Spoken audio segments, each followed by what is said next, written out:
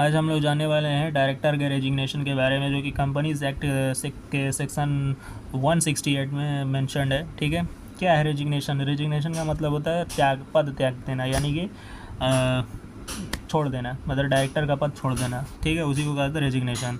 अब हुआ ये कैसे क्या होगा? सबसे पहले अगर रेजिग्नेशन देना है तो क्या करना होगा? ऐसे ही रिज़ाइन नहीं मार देंगे। सबसे पहले डायरेक्टर को रिज़ाइन करने के लिए एक रिटन नोटिस देना होगा कंपनी को।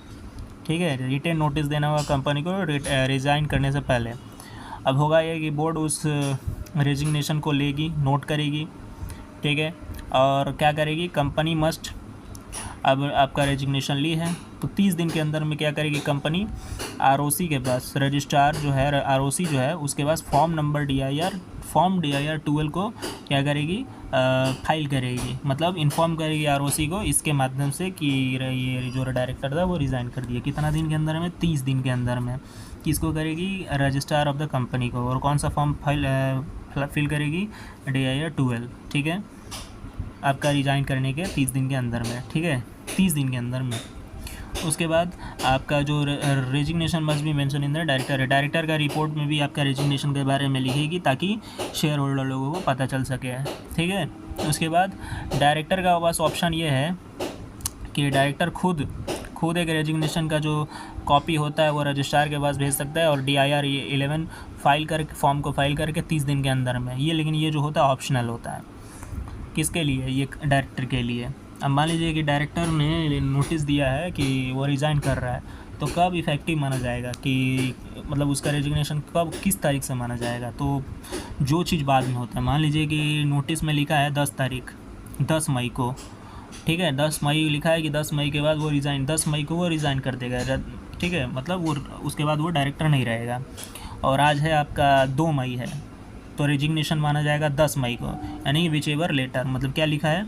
रेजिग्नेशन इफ़ेक्टिव होगा जब कंपनी रिसीव कर रही है उसका जो नोटिस, या जो डेट मेंशन किया हुआ है नोटिस में। इन दोनों में से जो भी बाद में होता है, विच एवर इज़ लेटर, उसी को डेट को माना जाएगा रेजिग्नेशन डेट। लाइबिलिटी, मान लीजिए आप कोई कांड करके रिज़ाइन मार दिए। ठीक है, कोई घपला कर दिए, कोई डिफ़ॉल्ट करके रिज़ाइन मार दिया, तो उसके लिए भी आप लाइबल होंगे, भले ही आप रिज़ाइन क्यों ना मारें। क्या लिखा है? डायरेक्टर रीमेन लाइबल, वो लाइबल रहेगा। ठीक है, वो एक्ट के लिए जो कि उसने डायरेक्टर रहते समय किया है। ठीक है, अगर मान लीजिए सारा डायरेक्टर लोग रिज़ाइन कर देगा, उसके बाद क्या होगा बताइए? अगर मान लीजिए सारे डायरेक्टर लोग रिज़ाइन मार देगा तो कंपनी का जो लोग प्रमोटर मतलब जो कंपनी को बनाया है, स्टार्ट किया है, मालिक है, वो लोग बन जाएगा कौन? डायरेक्टर। या फिर सेंट्रल गवर्नमेंट क्या करेगी? अपॉइंट करेगी डायरेक्टर टेम्पररी रूप से। ठीक है, और ये DIR 12 जो है is filed by the company, ये पता है। और DIR 11 जो होता है वो डायरेक्टर खुद करता है 30 दिन के अंदर में, आरओसी को बताता है कि हम रिज़ाइन कर रहे हैं। अगर नहीं बताता है तो DIR 12 जो है वो कंपनी के द्वारा आरओसी को फाइल करना होता है 30 दिन के अंदर में।